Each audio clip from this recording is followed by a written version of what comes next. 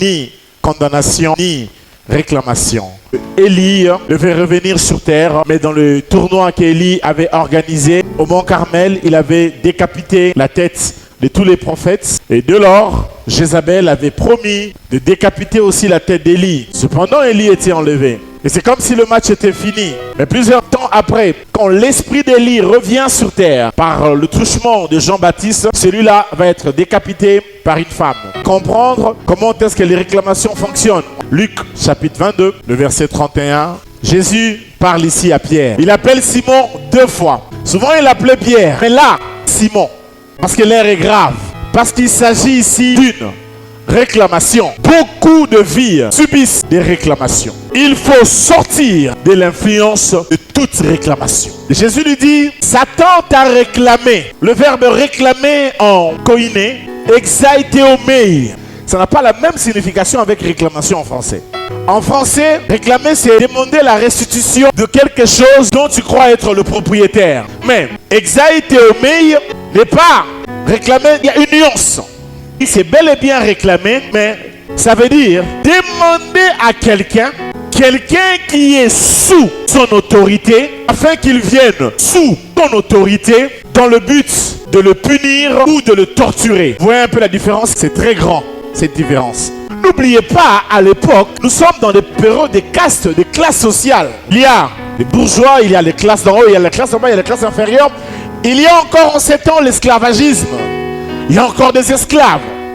Et d'ailleurs, nous parlerons aussi sur les esclaves dans cet enseignement, ici au courant de cette semaine. Donc, qu'est-ce que faisait Satan?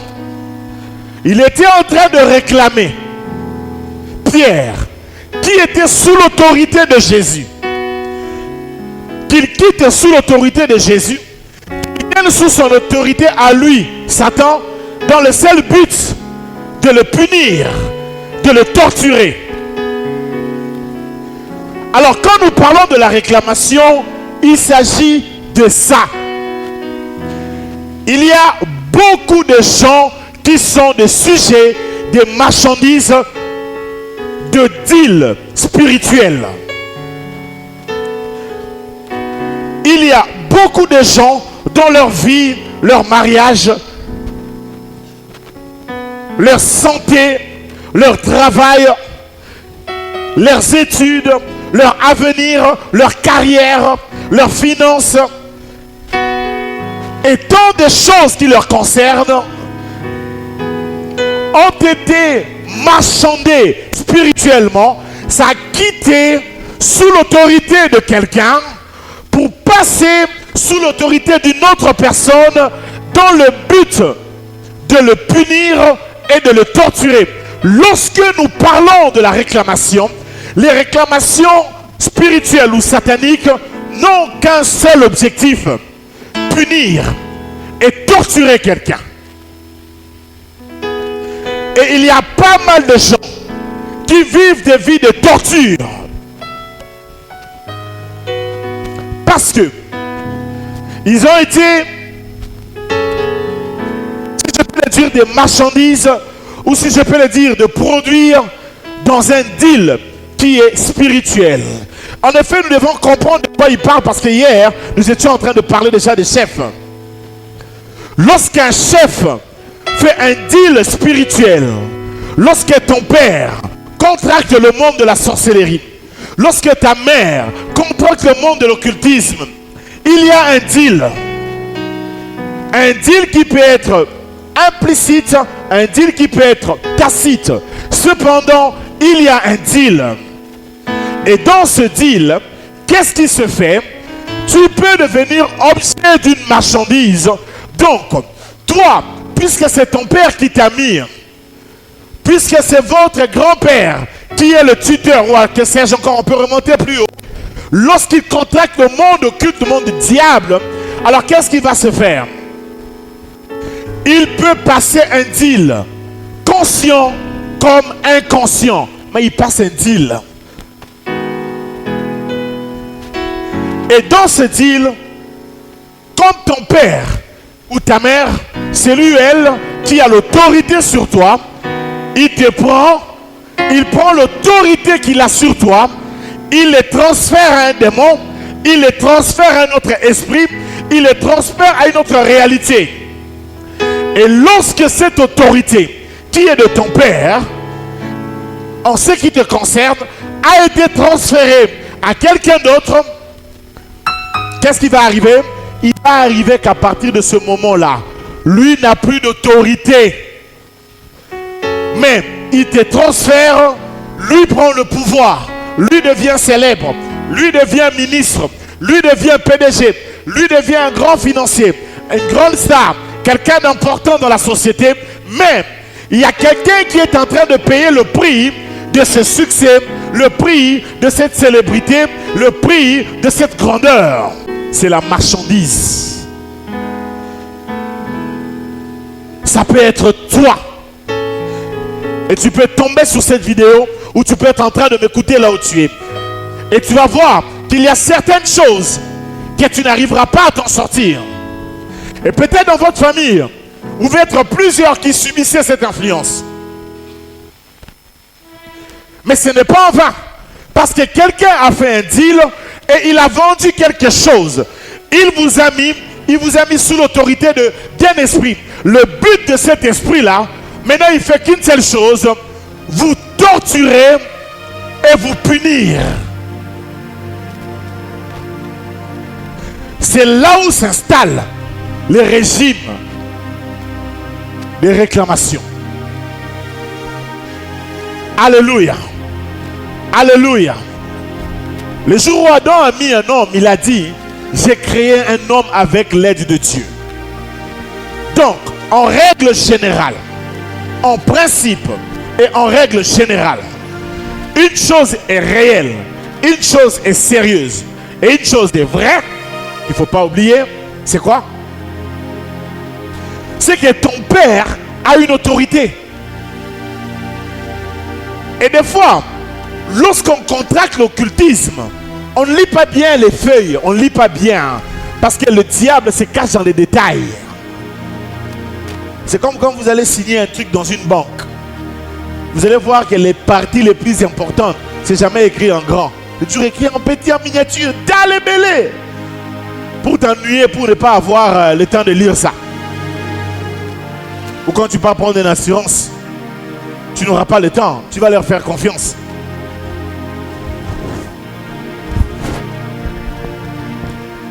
Et comme tu vas signer sans te rendre compte, tu vas oublier une chose, que le diable se cache dans les détails.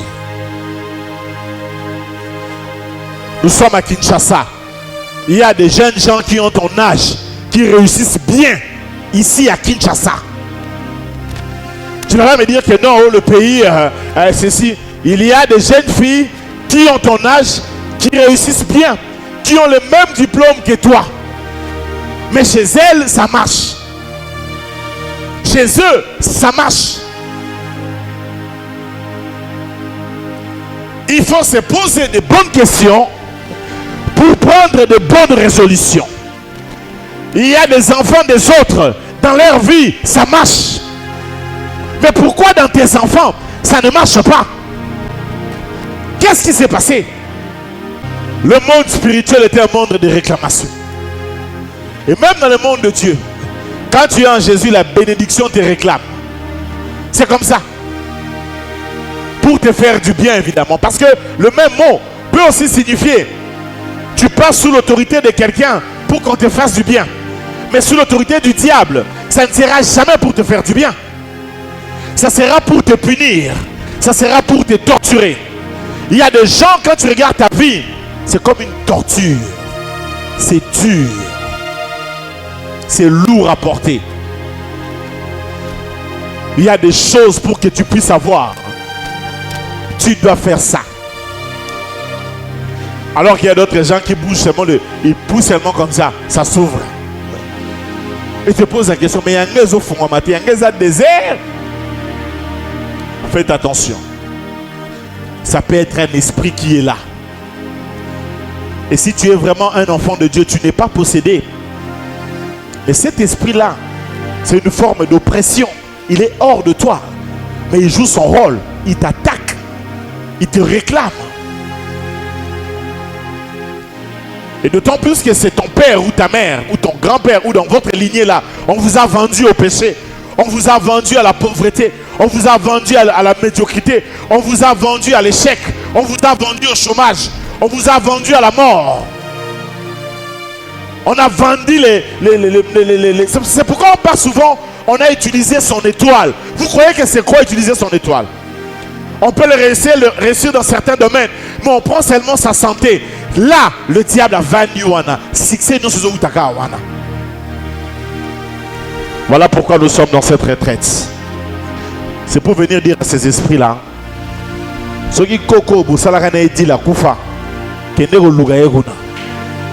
tu es d'accord avec moi? Est-ce que tu es d'accord avec moi? Tu n'as pas signé un contrat avec moi, donc va chercher la personne avec qui tu as signé un contrat. Si c'est mon père, va le chercher. Mais tu peux lever ta main et dire avec moi au nom de Jésus. Toi, cet esprit méchant, je n'ai pas signé un contrat.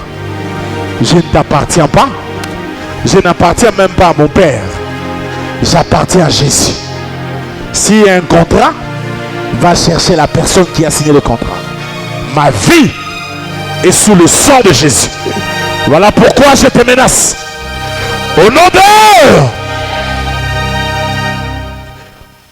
Ba démon musu ba bengana bango ozo lobelai o gangelete ozo expliquer que démon ningi ni azalaka démon.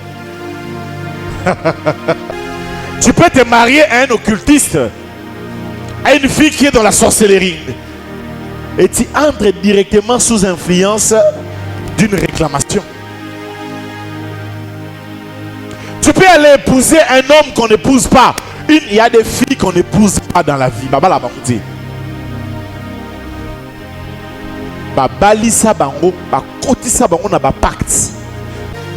Il y a des garçons qu'on n'épouse pas. Si tu veux l'épouser, tu dois avoir la marque du Christ.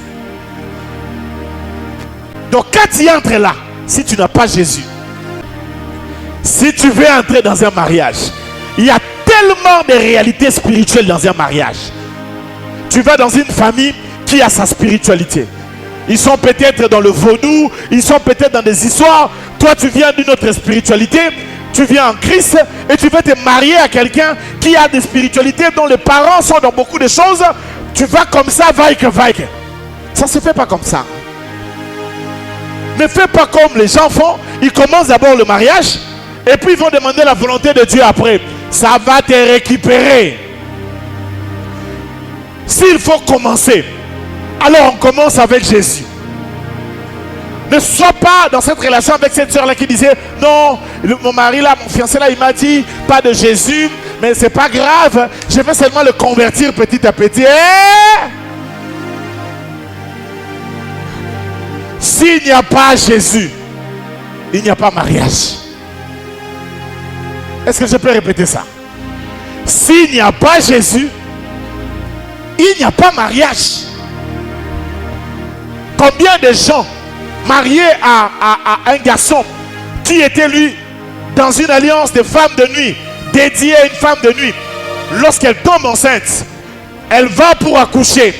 C'est là où on l'attendait. Elle passe d'une femme normale à une femme de sacrifice. Cette femme de nuit là se lève. Il y a beaucoup de gens qui meurent très tôt dans la vie. Et là on est en train de dire c'est la volonté de Dieu. Dieu a donné, Dieu a repris. Non! Dieu n'a pas repris. C'est le diable qui a frappé. Donc il y a un marché, un marchandage. Et il y a des gens qui vont être punis. Les gens qui naissent ou qui sortent de familles là où il y a des chefs coutumiers, ces genres de personnes dans cette lignée là, là où il y a des chefs coutumiers, il y a trop de réalités spirituelles. Quand vous naissez d'un père qui est chef coutumier, vous naissez d'un royaume où vous êtes des héritiers, des chefs coutumiers, tu dois savoir qu'il y a une intronisation qui se fait le jour et il y a une autre intronisation qui se fait la nuit. Et ce n'est pas de la blague. Tu as beau te réjouir, je suis un chef dans notre village. mais tu ne sais pas que tu peux être dans des réclamations pas possibles. Simplement, le fait d'être né dans cette lignée-là. C'est pourquoi si Jésus t'a sauvé, tu dois bénir le nom de Jésus. Et tu dois rendre grâce à Jésus. Et si tu aimes Jésus, comment ne pas acclamer Jésus de Nazareth? Il m'arrive des moments où, quand je pense à Jésus, je pleure. Je réalise que si Jésus n'était pas là, je ne sais pas. Il y a des moments où il ne faut pas prier, il faut seulement acclamer Jésus. Tu t'es déjà réveillé un matin comme ça, tu commences seulement à acclamer Jésus. Tu marches dans ta maison. Tes enfants te disent, mais papa, qu'est-ce qui ne va pas? Tu dis, j'acclame Jésus. Il est meilleur. Il est le plus beau. Tu dis, petit, bino sogi yesute. Nebo lega meka. Yesoza malam. On peut avancer. Imaginez un peu une intronisation des chefs coutumiers. On lui donne quoi? On donne un accoutrement. En raffia, par exemple. Vous voyez un peu? Il est en raffia. On lui donne une queue. Pourquoi il a une queue? Vous êtes posé la question, pourquoi un chef coutumier a une queue? Vous connaissez qu'il a une queue, n'est-ce pas? On lui donne des bracelets, n'est-ce pas? Il met des bracelets en main, des fils qu'il met en main, et il y a des fils qu'il va mettre au niveau de ses pieds. Pourquoi il met ça? Un collier. Il a un collier. Alléluia. Il a une sorte de toque, un truc de chapeau là. C'est symbolisme. C'est spirituel. On n'est pas dans un truc qui est normal. Toi, de la famille des chefs coutumiers, niveau de la réclamation où est la canabane des chefs coutumiers, vous pouvez vous imaginer un outil. Il y a des chefs coutumiers comme ça, on doit l'enterrer avec 2 personnes vivantes. Des gens qui vivent, on l'enterre. Je sais de quoi je parle. On m'a raconté l'histoire d'un gars qui était d'une lignée de chefs coutumiers ou soit chef coutumier lui-même. Lorsqu'il meurt, on ne peut pas le mettre sur le lit. On le fait asseoir. On est allé l'enterrer assis, face à la Rwanda. Tu peux le prendre comme un légère. Mais osez l'enterrer, Yarolala. Vous allez voir comment les gens vont mourir dans la famille. Ça va prendre des années. Donc les esprits là viendront réclamer qu'on n'a pas respecté l'équimokoko. Alors je vais vous rassurer une chose. Chaque famille a un sacerdoce. Chaque famille a une spiritualité. Même s'ils disent on ne croit pas en Dieu, nous sommes des athées. Alors, il y a l'autel de l'athéisme dans cette maison. Et l'athéisme, c'est toute une religion. Une religion qui prêche la non-existence de Dieu. C'est une foi. Les gens croient en ça. Peut-être les gens peuvent être agnostiques. Mais que de dire que quelqu'un est un athée, c'est déjà une foi, c'est déjà une religion en quelque chose. On croit déjà à quelque chose lorsqu'on dit qu'on est athée. Voilà pourquoi il n'existe pas des athées dans ce monde. Il n'y en a pas. Parce que athée, c'est lui qui croit en quelque chose. Il croit à la non-existence d'un Dieu. Mais après tu vas le voir, le gars qui dit qu'il est athée, il ne croit pas en Dieu, mais il croit à des forces mystiques qui puissent exister. Donc pour lui, les ténèbres existent. Mais Dieu qui est lumière n'existe pas. Qu'il le veuille ou pas, Jésus a vaincu la mort. C'est pas grave. Si tu ne crois pas, quand il va mourir, de l'autre côté là, c'est là où tu comprendras qu'il fallait peut-être croire. Puisque tu croyais quand même en quelque chose. Franchement, excusez-moi de le dire, mais même le plus stupide des hommes ne peut pas s'imaginer qu'un monde si intelligent peut exister sans un créateur, alors qu'on porte une montre que quelqu'un avait créée. Il faut avoir beaucoup de foi pour être un athée.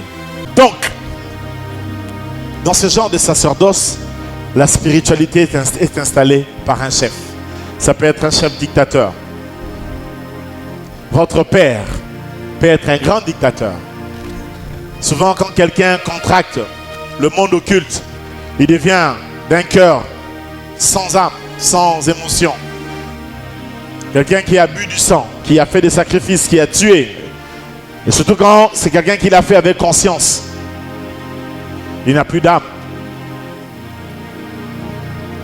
Il y a des hommes comme ça insensibles. Il y a des maris insensibles. Il y a des femmes insensibles. Même quand tu es en souffrance, elle te regarde comme ça. Elle est insensible à ta souffrance. Tu peux être une personne bien. Tu n'as peut-être pas toi touché à l'occultisme, mais tu es insensible aux souffrances des gens. Tu peux l'avoir hérité, tu peux lui dire, ah, mon père aussi était comme ça. Non, c'est un esprit de réclamation. Lorsque vous risquerez de rencontrer des hommes qui ont fait grandir leurs enfants dans une domination de l'âme, leurs enfants ne parlent pas. Et il épouse sa femme ne peut pas parler. En fait, c'est un gars qui vit avec ses enfants, mais il monologue. Donc dans sa tête, ces enfants-là sont des statuettes. Sa femme est une statuette. Et il y a cependant une relation de domination de l'âme. L'enfant qui a des émotions, qui a aussi sa pensée, ne peut pas s'exprimer.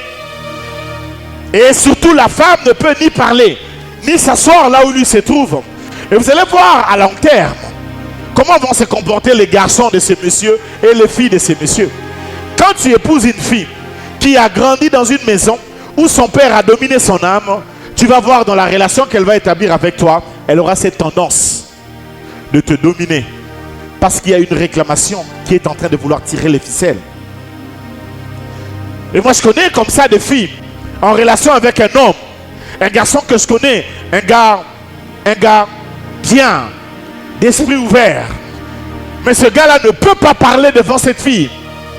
Et un jour j'étais en face de ce garçon. J'ai dit, mais oh là là! Il voit bien que ce que cette fille est en train de faire, ce n'est pas correct. Mais il ne dit rien. Non, attends, je vais dire, c'est mieux. Il ne peut pas dire. Cette fille a dominé son âme. Le gars n'a pas même le courage de dire une phrase. Et je lui regarde. Et quand il me regarde, il lit dans mes yeux que je lui dis, oh, enlève un peu ton jupon vert. Mets un peu ton pantalon. Hélas, il ne peut pas. Même quand il voit que ce n'est pas correct. Parce que cette fille-là lui domine.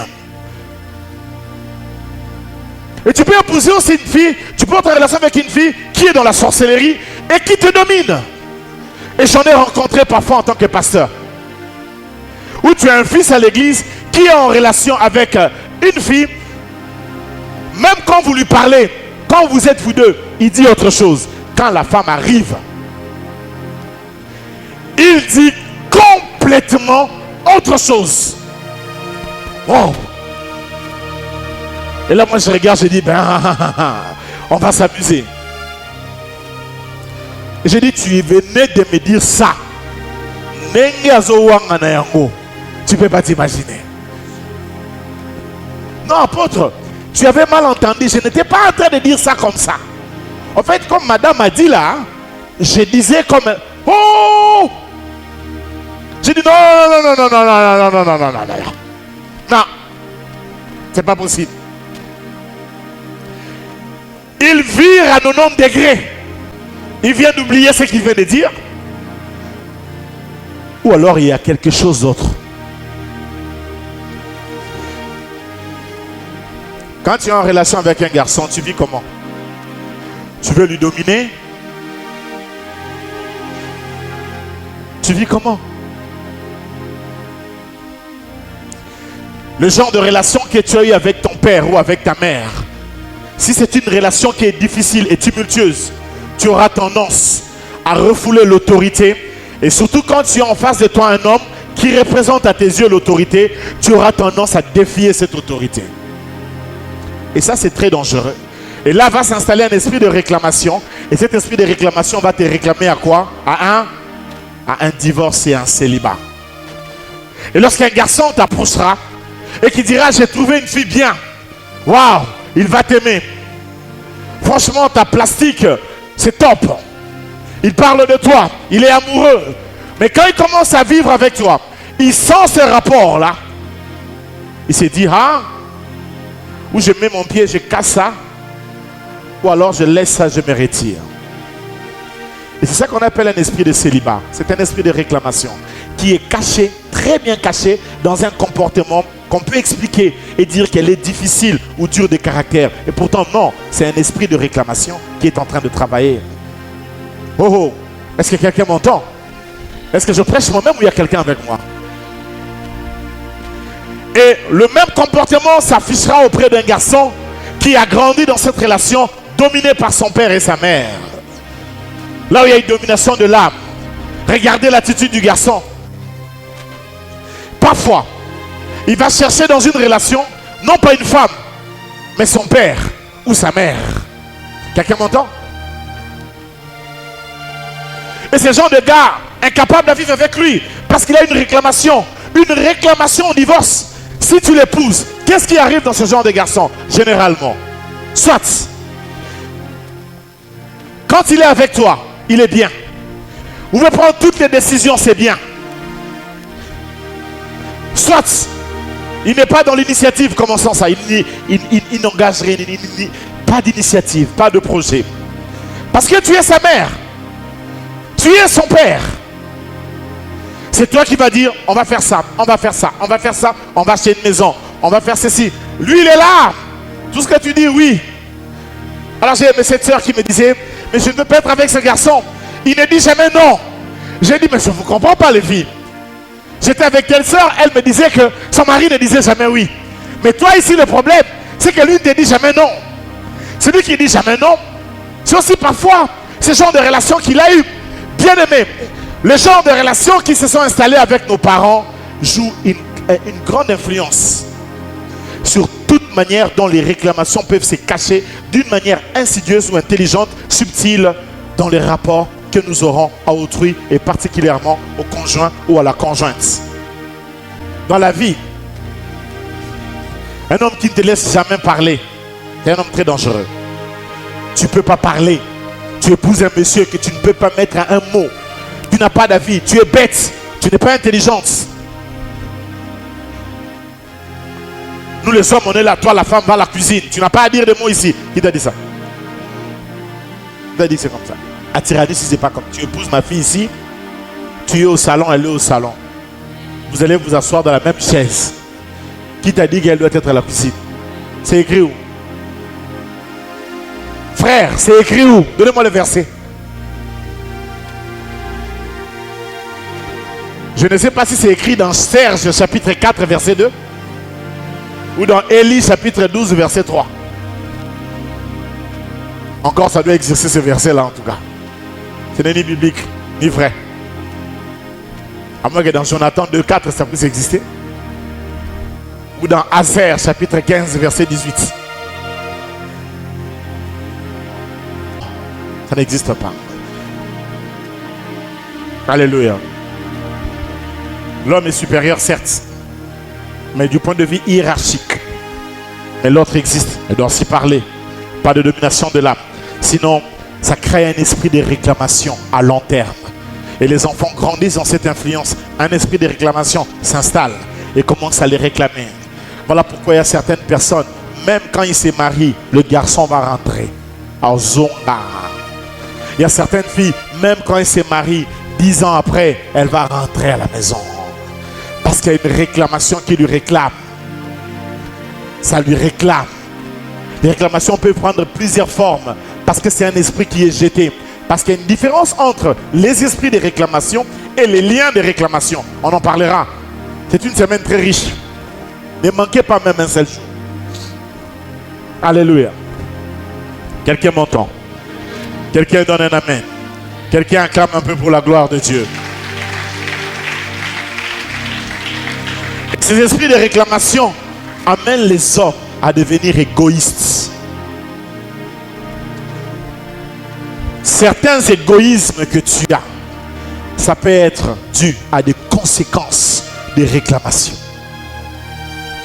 Dans la vie, il y a des gens qui sont égoïstes.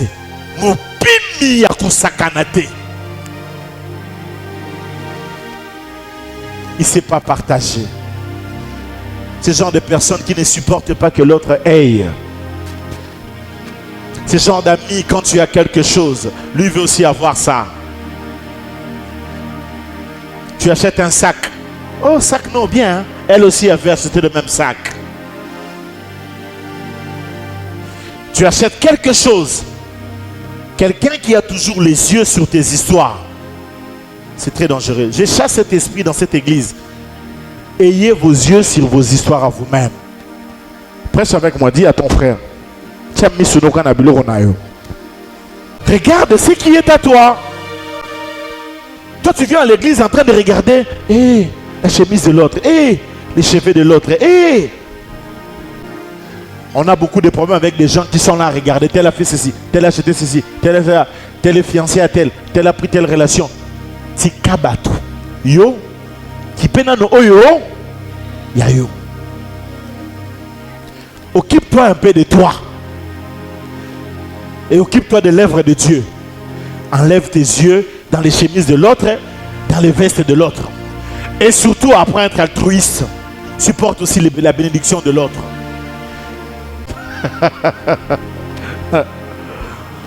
Alléluia. Mais surtout, je reviens sur le point de l'égoïsme.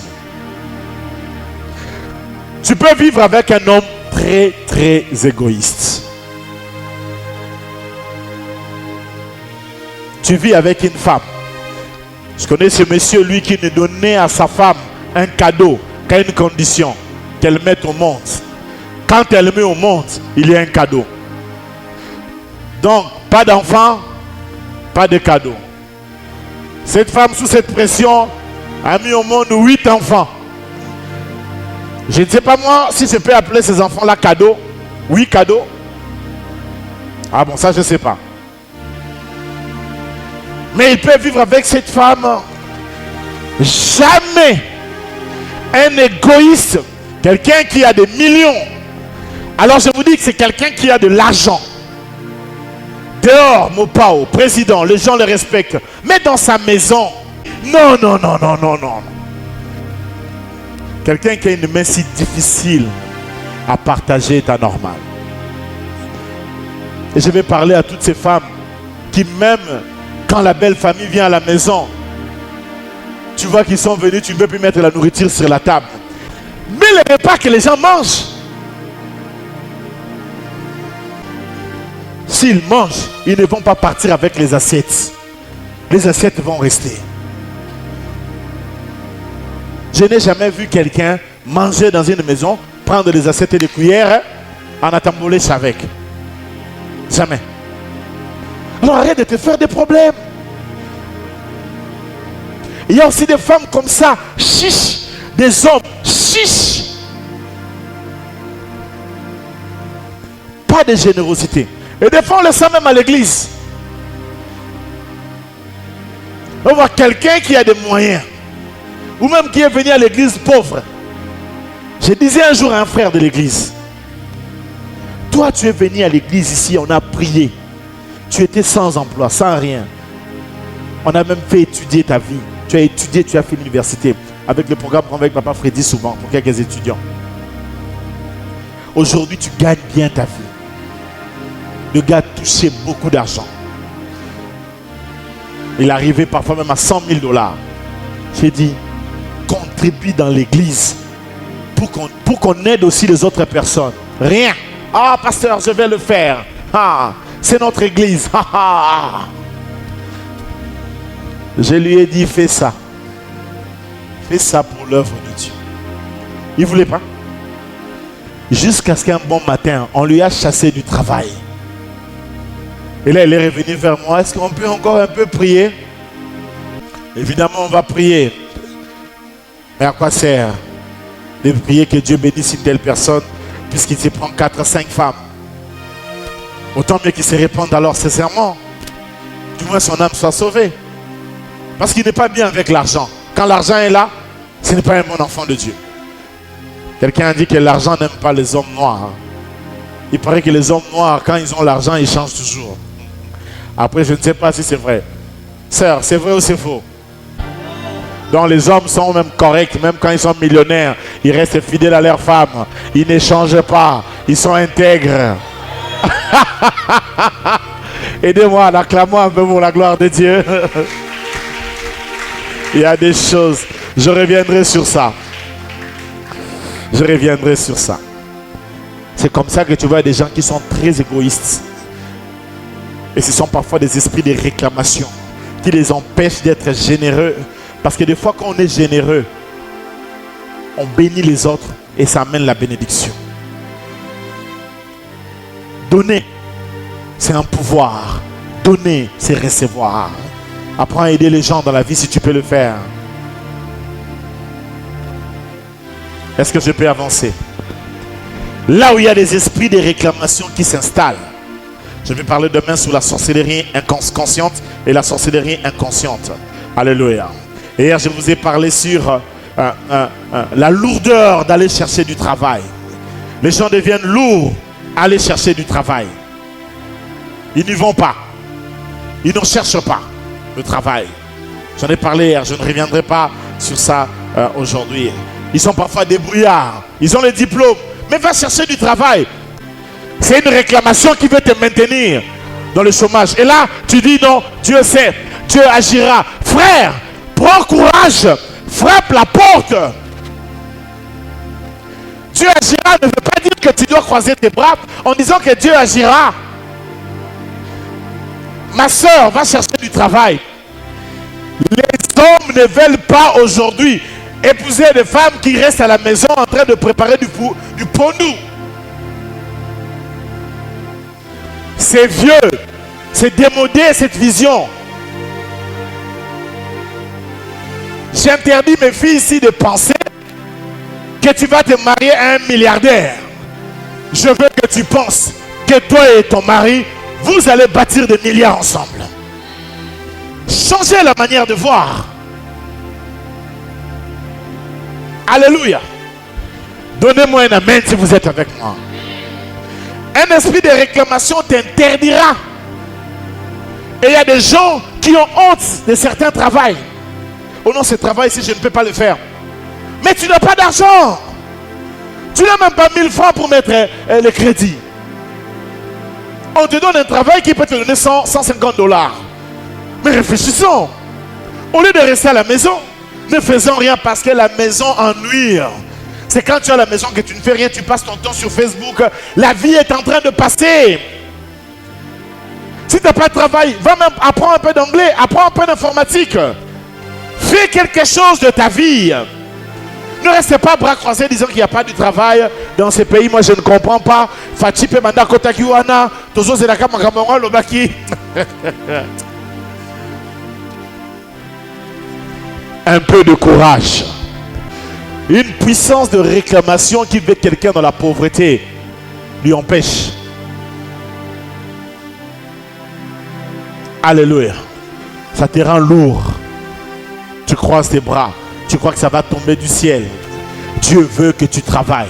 L'apôtre Paul dit, celui qui ne travaille pas, fait quoi? Ne mange pas.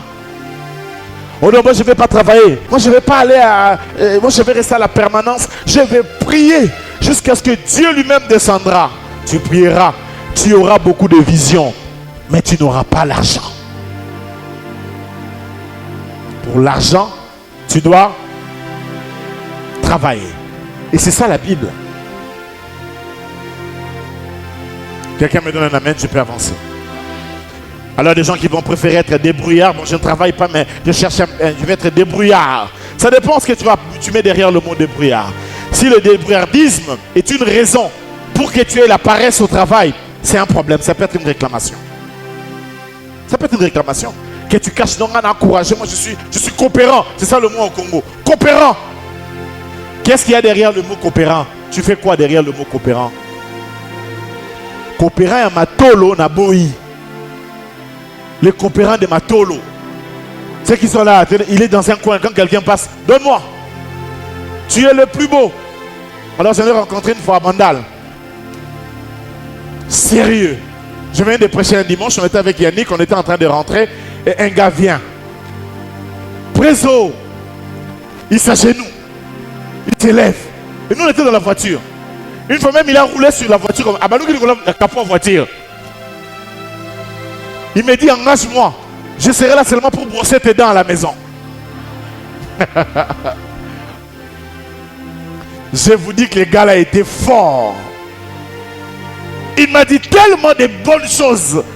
Et entre nous, ça m'a fait du bien, je vous assure.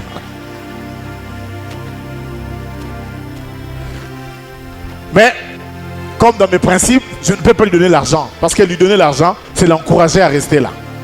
J'ai refusé de donner l'argent. Mais c'était ce qu'il a à entendre. Je lui ai dit, mais oh Yosamaka, mais les choses qu'il m'a dit.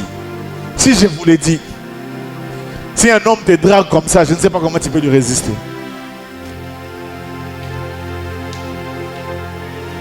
Il paraît que les évangélistes se draguent mieux que tout le monde, en tout cas peut-être. Il y a des choses. Bon, on va prendre un dernier point. Même avec les diplômes, pas de travail. Le chômage s'installe, la réclamation, puissance de chômage. Il va y avoir des gens comme ça. Ils ont des relations. Ils connaissent tel ministre. Et j'avais une de mes filles. Le ministre vient manger chez lui à la maison. Le ministre du travail vient manger chez lui à la maison, mais sans le chômage. Comment tu peux expliquer ça? Oh! Je lui ai dit, mais c'est le ministre du travail. Oh oui! Mais comment tu peux connaître le ministre du travail et être au chômage? Non. Une chose, c'est d'être connu du ministre, mais quand le ministre du travail vient manger chez toi, tu n'as pas d'argent même pour payer la maison. Voilà pourquoi il faut briser la réclamation. On va bien continuer la suite demain.